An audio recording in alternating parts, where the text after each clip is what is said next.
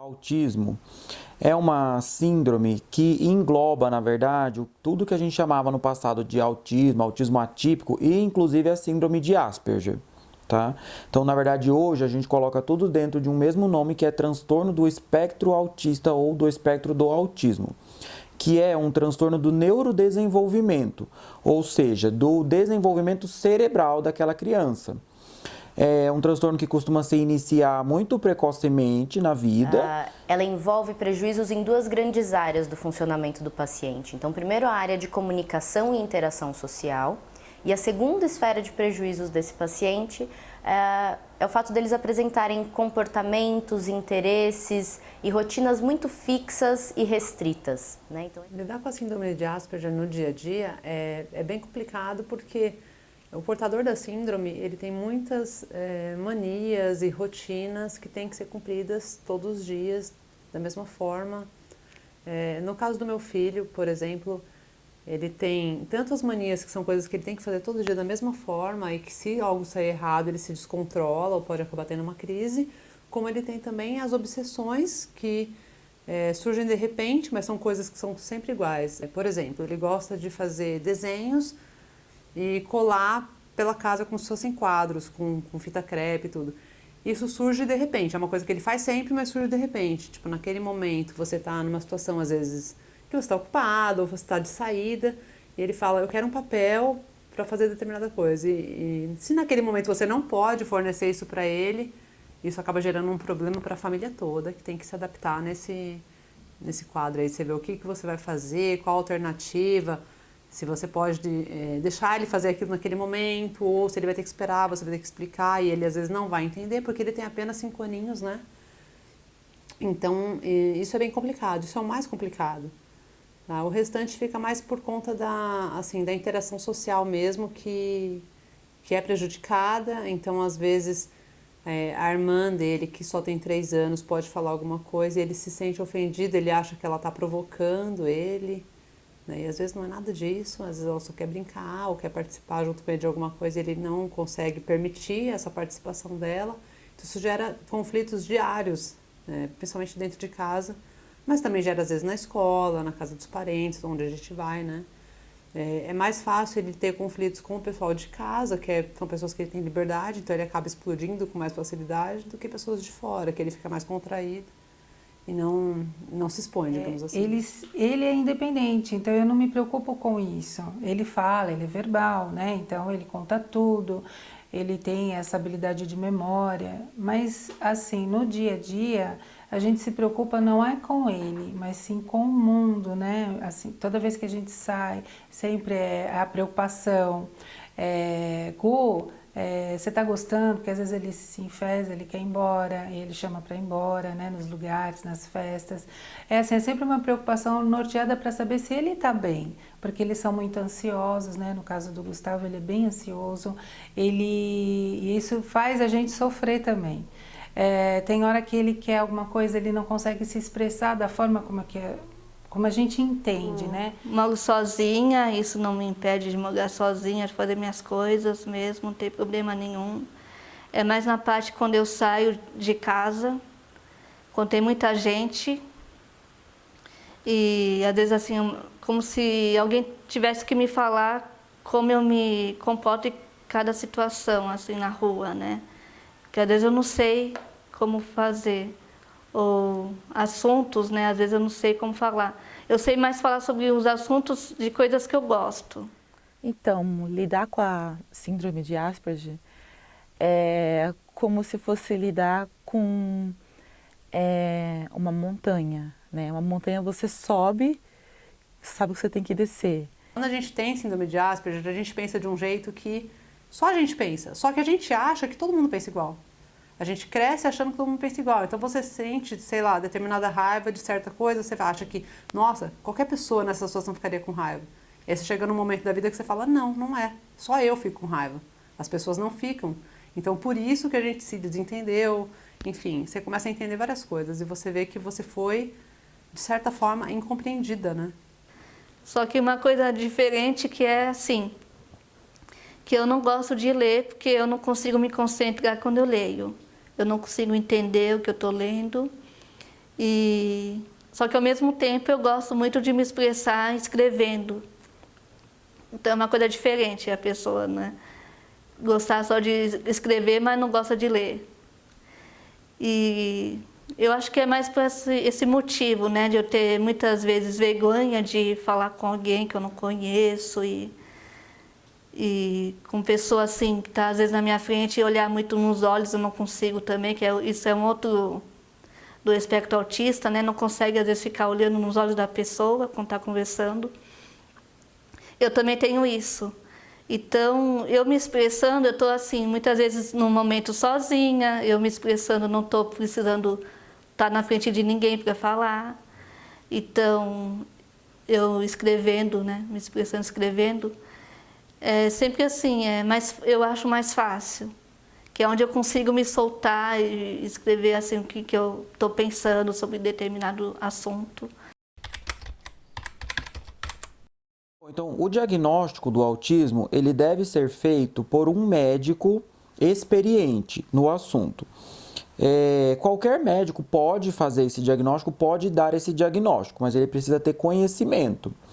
No Brasil, atualmente, a formação geral não é muito forte para isso e, de forma geral, somente os especialistas conseguem fazer esse diagnóstico de uma forma precisa, que no caso seria, por exemplo, psiquiatra infantil e neuropediatra.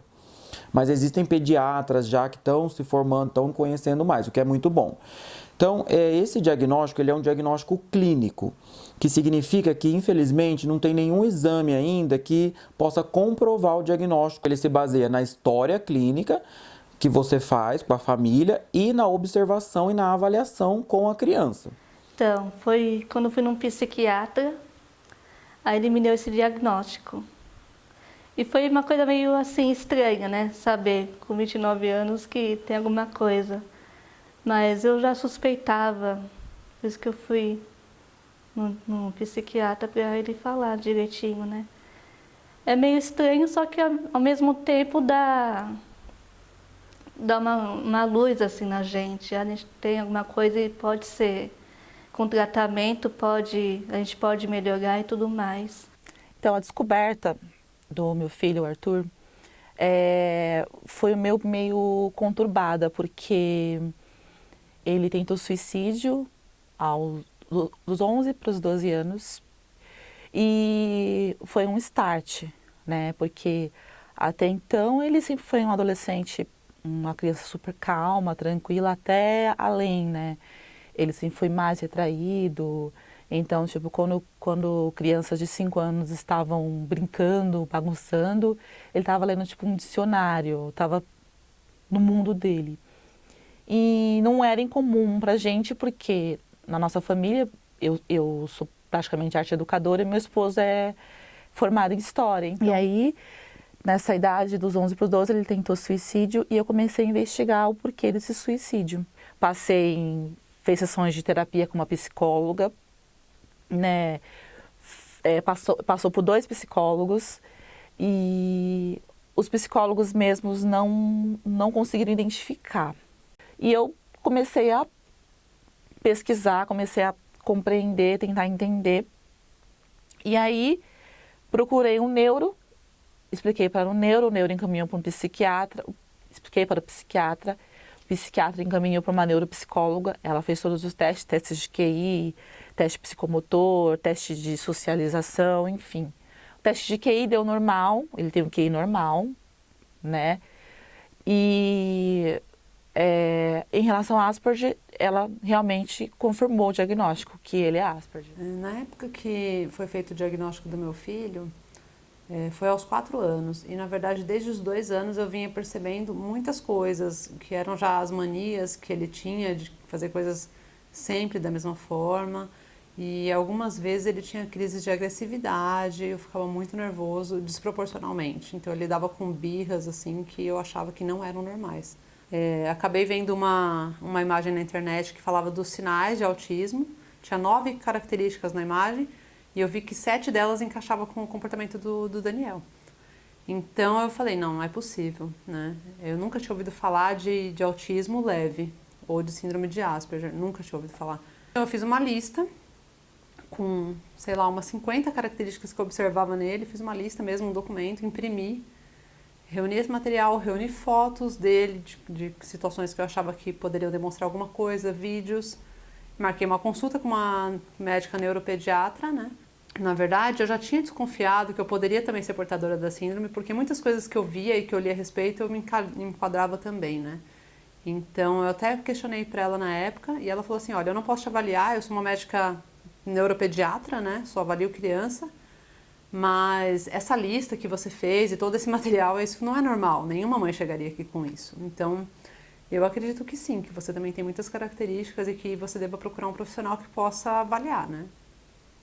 Mas meu filho tinha sido diagnosticado, eu tinha muita coisa para correr atrás, iniciar terapias, tratamentos e tudo, e na época eu deixei isso de lado porque eu nem encontrei um médico que avaliasse adultos, né?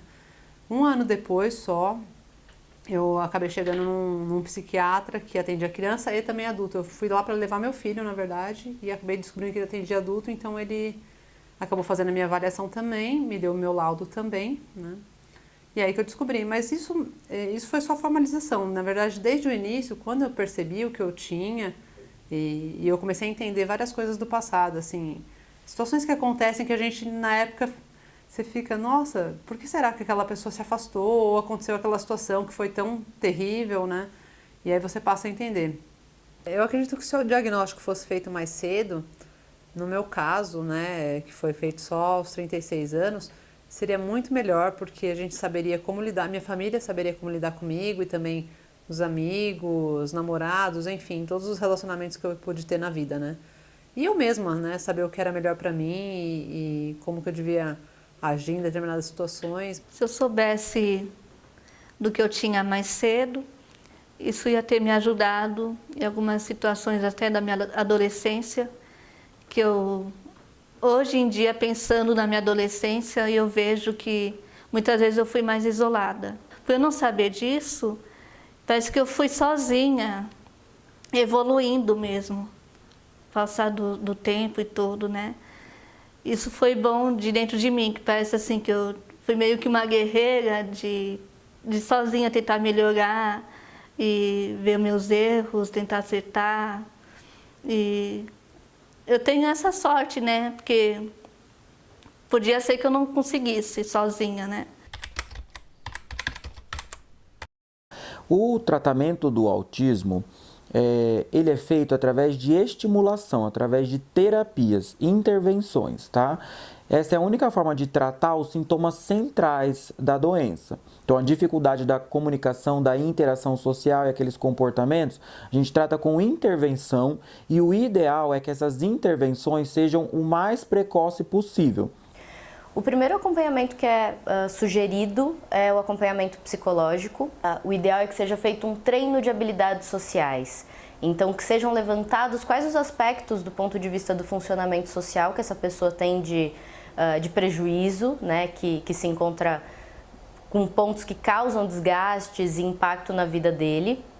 Então, que seja, por exemplo, compreender emoções expressas na face das pessoas, né? Esses pacientes muitas vezes têm dificuldade de entender o que é um rosto feliz, o que é um rosto que demonstra tristeza, que demonstra raiva. Essas sutilezas dessa percepção muitas vezes pode estar prejudicada. Então é feito um treino específico com a apresentação de imagens, com a pessoa, né, o paciente saindo na rua com o terapeuta muitas vezes para fazer essa leitura do ambiente social de uma forma mais adequada.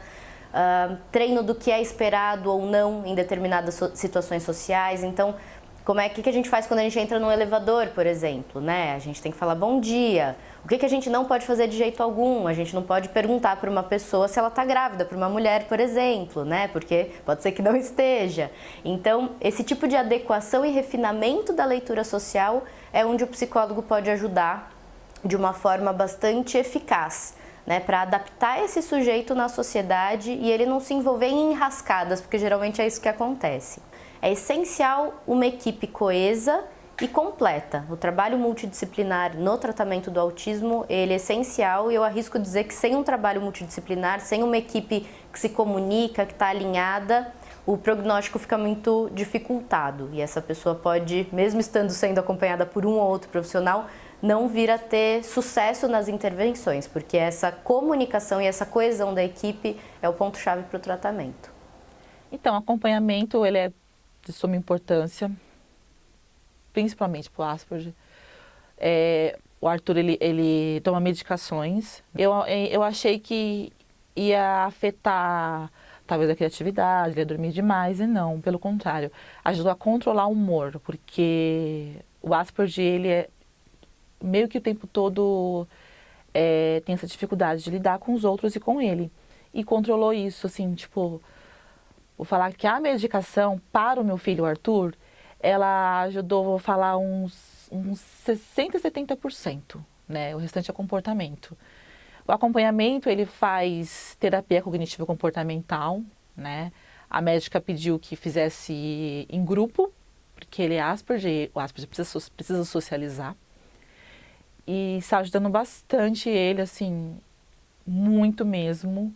Hoje ele faz tratamento com psiquiatra, com psicólogo, né, com terapia, e agora também ele vai começar a terapia ocupacional para dar um pouco mais de independência agora.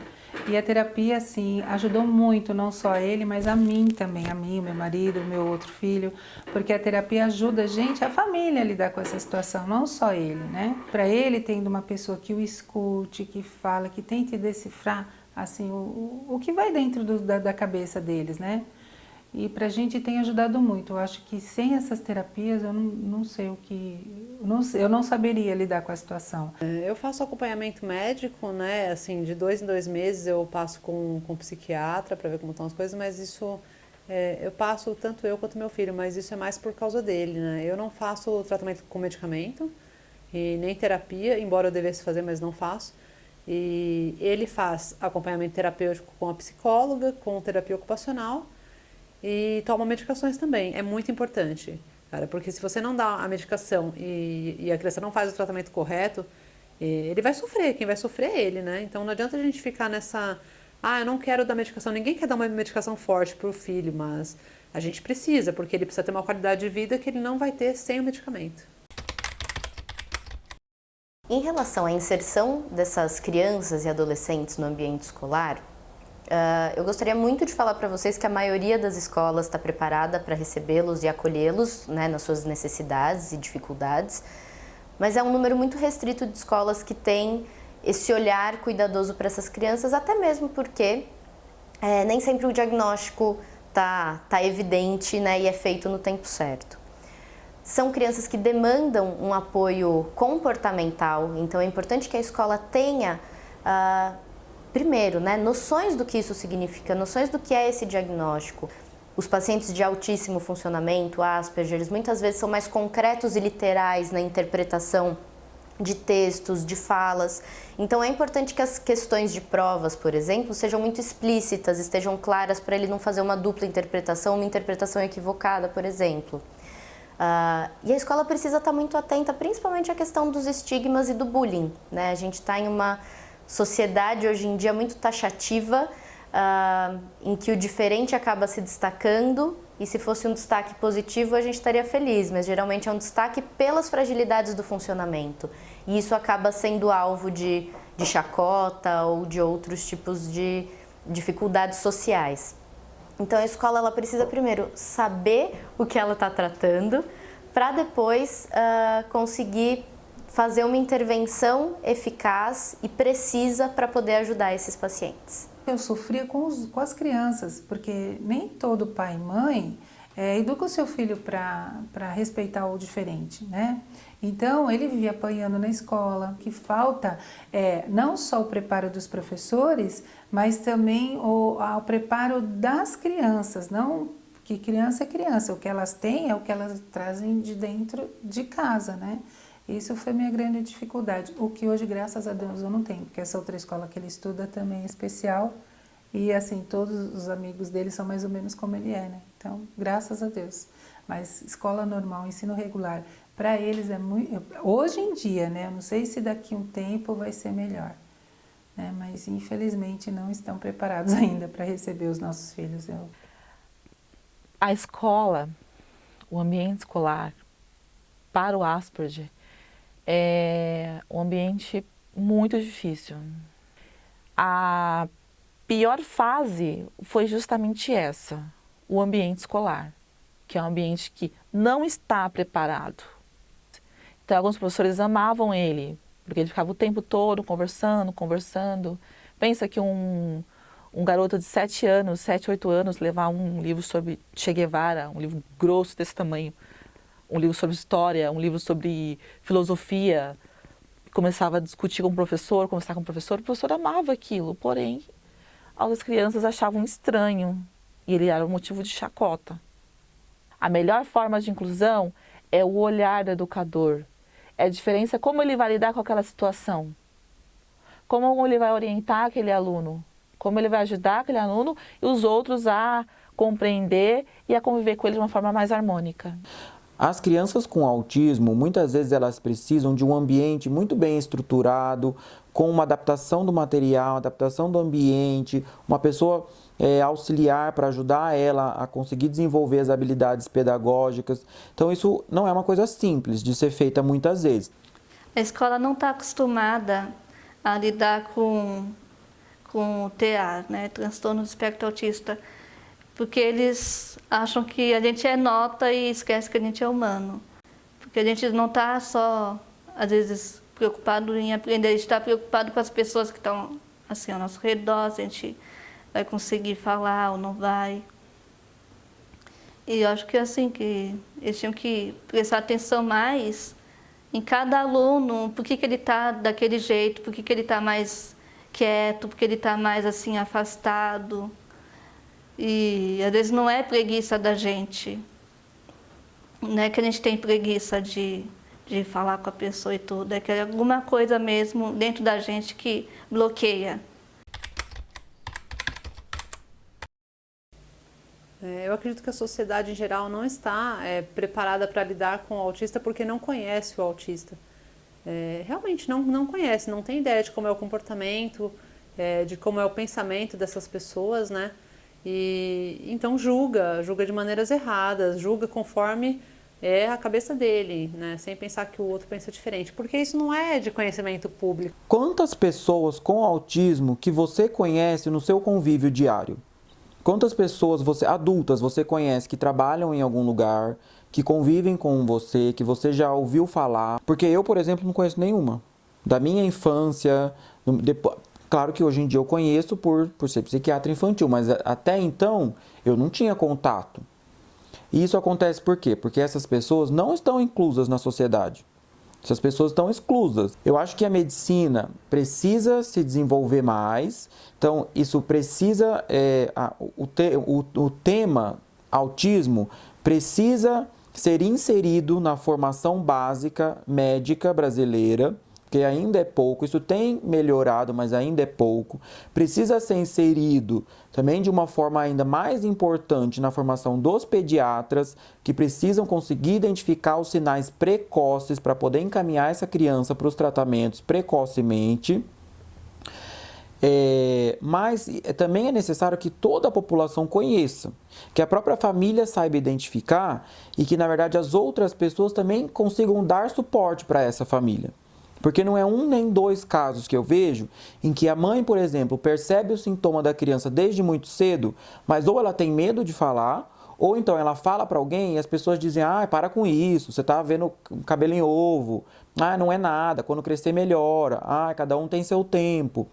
Então as pessoas precisam entender também, conhecer melhor para poder identificar e tratar e proporcionar daí um melhor desenvolvimento para essas crianças. Então, acho que o essencial para a inclusão e para ajudar o Asperger e outras pessoas também com outras síndromes, outros transtornos, é a informação. Porque o que complica é as pessoas não saber lidar com aquilo. Se você não conhece, você tem medo, o que é normal do ser humano. Então, a falta de conhecimento é o que ocorre. Acho que a melhor forma é informação. Tudo é importante, né? Políticas públicas, incentivo a pesquisas, né, científicas a respeito para tratar o assunto, o preparo das escolas, Mas o que eu acho mais importante para mim, como pessoa, como indivíduo, né, nessa sociedade tão tumultuada que a gente vive, é assim, é a educação que vem do berço. Você ensinar seu filho a respeitar o que é diferente. Porque à medida que você ensina o seu filho a respeitar todos, seja eles quem forem, né, eu acho que a gente vai conseguir ter dentro de uma escola, em qualquer ambiente que você frequenta, o respeito ao meu filho, ao filho das outras pessoas, sejam quais forem os problemas que eles tenham. É isso, é só isso que a gente pede, é ser respeitado, porque a gente nunca sabe quando vai nascer alguém diferente na família, né? Alguém sabe? Ninguém sabe, né?